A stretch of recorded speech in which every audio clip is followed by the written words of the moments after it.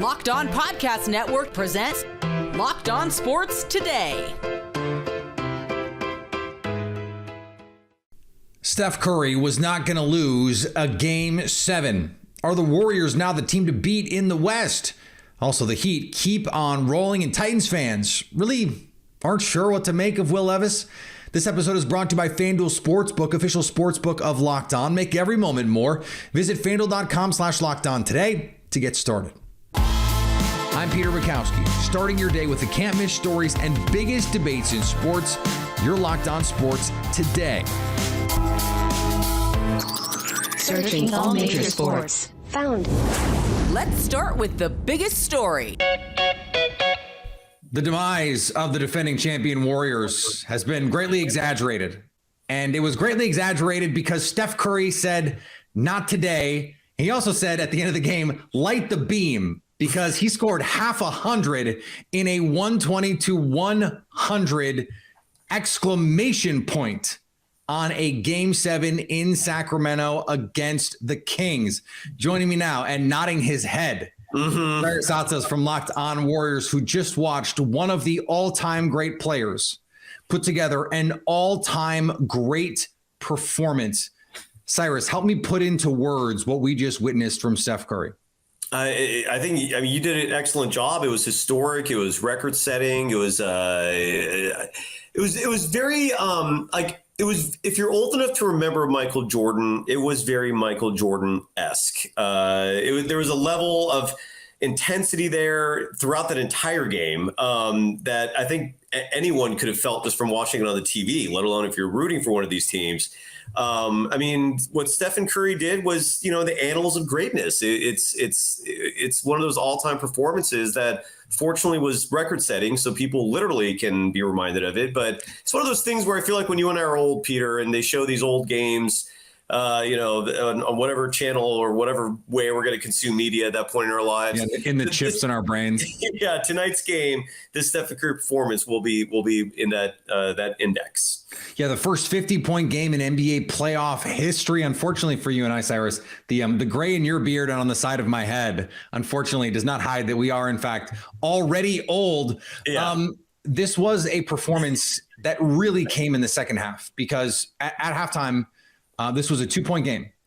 And it looked like, okay, this was going to be nip and tuck. Domantas Sabonis was getting whatever he wanted in the first half. And then the third quarter Warriors, which has been their MO, their calling card through this whole Steph Curry run, showed up. What is it about this team in the third quarter, Cyrus? Well, it's interesting you brought that up because that has been their identity for most of the dynasty. Not this year. This year, they struggled in third quarters. And if you're a consumer of Locked On Warriors, you've heard me bring that up a lot because when you look at this dynasty and the history of it, there is a direct correlation between that third quarter success where the team has routinely come out on fire. They've made the adjustments. It's always been one of my talking points for defending Steve Kerr as a great coach. This year, that has not been the case. And through a channel, I was able to ask Steve Kerr that question. He goes on this talk show every other week on the Golden State Warriors flagship radio station. And so I had the host ask this question for me because I was dying to know what is going on from Steve Kerr's perspective with these third quarters. And his response was that the team's getting old, which is crazy. He's like, they're not in their prime anymore. It was kind of like a shocking answer, but you know what? Stephen Curry is still in his prime. Despite the fact he's 35 years old, he carried the team on his back tonight, almost literally. I'm sure Kevon Looney will be mentioned in some regard, or if not now, at some point, just because his performance was phenomenal as well. But Stephen Curry's 50 points, and just 2 years ago was the previous record holder was Kevin Durant in another incredible series, and that in a Game 7 where the Nets were eliminated by the Milwaukee Bucks, Kevin Durant in that game I believe scored 48. But Stephen Curry, with the 50, it's incredible. And the third quarters are, this year has changed, but you're right. For most of the dynasty, that has been their MO. And it's good to see it's back. Stay up to date all year on the Golden State Warriors by subscribing to Locked On Sports Today and Locked On Warriors on your favorite podcast app and on YouTube. Thanks for making Locked On Sports Today your first listen. Coming up, the Heat already have the upper hand on the Knicks. Before we get to why that is, one of the most stunning collapses in the history of sports happened on Sunday night. Make a fast break to FanDuel during the NBA playoffs because right now new customers get a no-sweat first bet up to $1,000. That's up to $1,000 back in bonus bets if your first bet doesn't win. Just go to FanDuel.com/lockedon to sign up today to claim your no-sweat first bet. Then you can wager on everything from the money line to point spreads to which team will be winning the NBA championship. Or you can check out Game 1 of the Western Conference semifinals between the Suns and the Nuggets. FanDuel has Denver favored at home by 4.5. You can do all of this on an app that's safe, secure, and super easy to use. So don't miss your shot at a no-sweat first bet up to $1,000 when you join FanDuel today. Just go to FanDuel.com/lockedon to sign up. Make every moment more with FanDuel, an official sports betting partner of the NBA. The Boston Bruins completed maybe the single best regular season in NHL history this past season. They set records for wins and for points. And then they jumped out to a 3-1 series lead over the Florida Panthers in the first round of the Stanley Cup playoffs. This Bruins team will now be remembered for their stunning collapse and first round playoff exit that silences an otherwise storybook season. Patrice Bergeron and Brad Marchand hugging tearfully before leaving the ice after a Game 7 loss to the Florida Panthers is an image I won't soon forget. This is Ian McLaren, host of Locked On Boston Bruins, and after a historic regular season where they recorded the most wins and most points in NHL history, the Boston Bruins are out after a round 1 loss to the Florida Panthers, dropping Game 7 on home ice in overtime after holding the lead with less than a minute remaining in regulation. Just a complete and utter disappointment, shock, and it's going to be quite an interesting offseason for the Boston Bruins, possibly the end of an era. And just keep it locked to Locked On Boston Bruins for all the developments with the black and gold. Imagine if the 73-win Warriors hadn't lost in the NBA Finals to LeBron James. They lost in the first round of the playoffs to, the Trailblazers. No shots at the Trailblazers, but that's what we're talking about here. The Philadelphia 76ers could be missing some serious firepower to begin their Eastern Conference semifinal series with the Boston Celtics. That is putting it lightly when we're talking about a potential league MVP. While Sixers coach Doc Rivers said there was no new update on Joel Embiid's health, he did provide his 2 cents, which is in this case worth a lot more than 2 cents. I'll say this. If I was a betting man, I would probably say doubtful for at least Game 1, but we'll see. Even if he were to play tonight, it's been 11 days since Joel Embiid last played. Philly would have to hope the favorite to win the NBA MVP could make it back for Game 2 on Wednesday. After 1 month of the regular season, the best record in the National League belongs to the Pittsburgh Pirates. Not the way they wanted to end the month, as the Pirates lose to the Washington Nationals 7-2 at the end of that series, but they came away with yet another series win, 20 wins in the month of April to wrap up the month at 20-9. And now the Pittsburgh Pirates, no matter what, will take the NL best record at 20-9 to St. Petersburg near Tampa Bay to take on the Tampa Bay Rays, who currently hold the American League's best record. My name is Ethan Smith of the Locked On Pirates podcast, and May is going to be just as fun as April here at the Locked On Pirates podcast. They're headed to Tampa to take on the Rays, which will be a battle of the 2 best records in baseball. What a time to be alive. And the San Diego Padres had a blast in the Mexico series.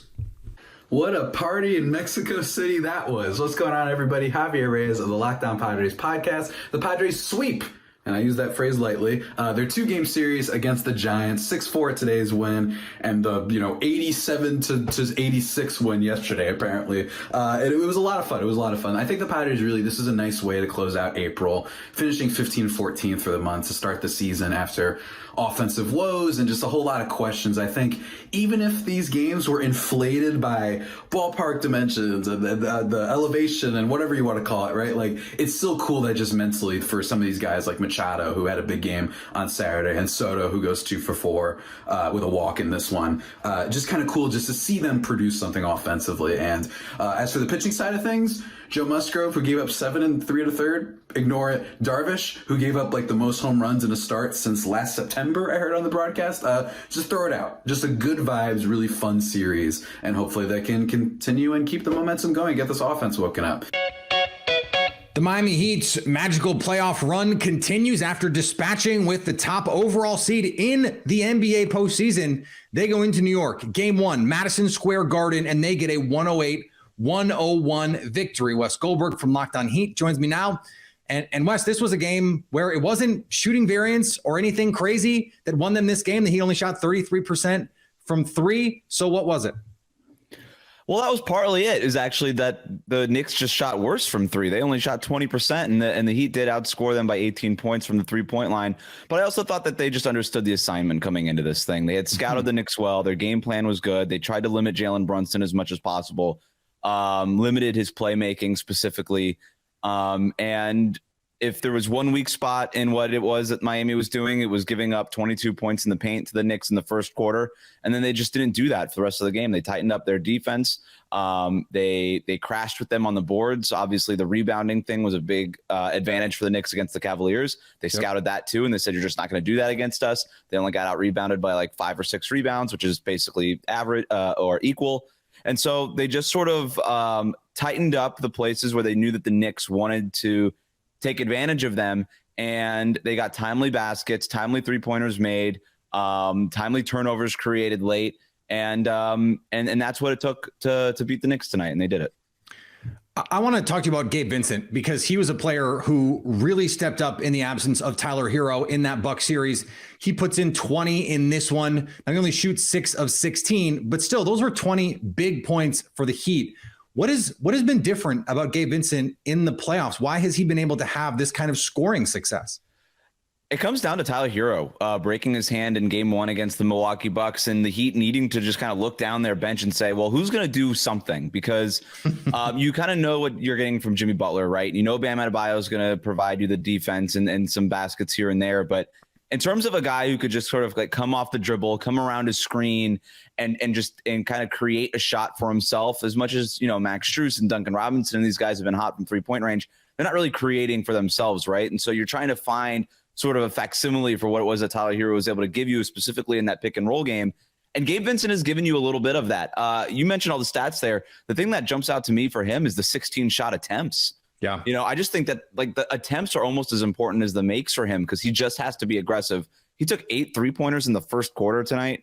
Like that's, you know, maybe bordering on too aggressive, but that's what the Heat need. They want him to have that green light. They want him to keep shooting, because they just, with Tyler Hero out, they just need somebody to create those looks. Yeah, tied for the team lead in shot attempts with Jimmy Butler. Julius Randle not in this game. You mentioned the rebounding advantage may have been different had Julius Randle played. So let me ask you, how does this change if Julius Randle can play in game 2? It changes a lot, especially if Jimmy Butler is a little bit limited after rolling his ankle in the fourth quarter. So you kind of have, all right, well, if Jimmy Butler's not 100% and now you're getting back some sort of version of Julius Randle, things get a lot more even for the Knicks and maybe even tip in their direction. 20-point per game scorer, 10 rebounds a game during the regular season. Julius Randle's awesome. He spaces the floor a little bit for them, and he gives you something that Obi Toppin doesn't really give you, and that's sort of an off-the-dribble threat, right? If you're going to try to limit what it is that Jalen Brunson does right now in game 1, if you're the Heat, you were able to sort of pinch in your defense and just sort of wait for those other guys to get shots and then close out. If it's Julius Randle that Jalen Brunson is kicking out to, you just have to play it a little bit different. You have to be a little bit more aware of what it is that he could do off the bounce. He's been awesome for them. And then defensively, they've had success, the Knicks, throwing him at Jimmy Butler a little bit in the regular season, just because he's a big body that Jimmy Butler's not going to be able to sort of elbow and shoulder his way through in the paint. And so it just gives you another option there when you're talking about trying to stop Jimmy. Yeah, if only the Bucks had a bigger bodied, long arm defender to throw at Jimmy Butler in that series, maybe things could have been different. Stay up to date all year on the Miami Heat by subscribing to Locked On Sports Today and Locked On Heat on your favorite podcast app and on YouTube. Coming up, the reaction to Will Levis in Titan Country was jarring. The Tennessee Titans seemed to have a quarterback problem last year. Coming into the draft, they'd been linked to some of the quarterback prospects at the top of this draft, but did not pull the trigger in round 1. After taking Will Levis at the top of round 2, though, Locked On Titans host Tyler Rowland is a bit something about this pick. Well, I think it's understandable why the Titans would want to make this move. Ryan Tannehill, 35 years old. I don't know if they believe that Malik Willis can develop into a starting quarterback in the NFL based on what they saw from him in year 1. So in the second round, you're like, hey, this is a first-round prospect potentially. He falls to the second round. Ryan Tannehill, as we just mentioned, getting older, expensive. It would make sense for the Titans to find maybe a Ryan Tannehill type of player, but cheaper on a rookie contract. And Will Levis does have a little bit of that to him. So it was, I guess, it's not surprising to see the Titans make a move. We knew that they were interested in the quarterbacks during the pre-draft process, but seeing it be Will Levis after his fall in the first round and just the polarizing nature of him as a prospect, it was a little jarring to see it actually happen. You have to admit that it was crazy to see. So with all the different moving pieces with the Titans quarterback room, I guess at the end of the day, it's not surprising, but it was still a little bit jarring to see it finally happen. With the nature of Will Levis as a player, a lot of fans of the Titans, a lot of my listeners on the Locked On Titans podcast don't really seem to be a big fan of Mr. Mayo in the coffee. So it'll be interesting to see the fan reaction now, not only to what this means for Tannehill, what this means for Malik, but just what it means for the reception of Will Levis on his own. This is one of those great moments. One of those moments when being a sports fan is tough. Not actually tough, but where you wonder what is going on here. Because Will Levis is Ryan Tannehill with better muscles. He's vascular Ryan Tannehill. And when you're a team trying to get over the hump and been unable to for a long time, and now you're in this soft reset, maybe rebuild, the last thing you want is a quarterback that is just your quarterback. Your old quarterback is your new quarterback. Your new quarterback is your old quarterback. That's not what you're looking for, especially when you were linked to trade ups and had the opportunity potentially, if you could get to 3, to get an Anthony Richardson, one of the most physically gifted quarterbacks we've ever seen come through the NFL draft. So Titans fans probably were clamoring for a new quarterback. They were done with Ryan Tannehill. They are done with Ryan Tannehill. And they got a new quarterback. And guess who he is? Ryan Tannehill. So sometimes sports are just the cruelest. They really are. And finally, Brittney Griner got back on the practice floor. She said she felt so good, but understood there are still challenges, both mental and physical, that she'll have to navigate during her lead up to the regular season, which begins in about 3 weeks. Griner said after her first training camp practice that she had been convinced her next practice wouldn't come until she was let out of a Russian jail after her 9-year sentence had been completed, which, doing some quick math in the front of the handful of cameras, Griner estimated to be October 25th, 2030. It will be amazing to see her in the first game of the season. We are glad she is back safe in the U.S. Thanks for making Locked On Sports today your first listen. Now go find your favorite team's Locked On podcast and make them your second listen. Coming up tomorrow, we dig into more on what might have been the greatest or most inglorious collapse in sports history. So at least until tomorrow, stay locked on sports today. Locked On Podcast Network presents Locked On Sports Today. For more episodes of Locked On Sports Today, go to our video on demand. Click on sports at the top of your screen. There, you'll find past episodes of Locked On Sports Today, plus other Locked On shows on demand.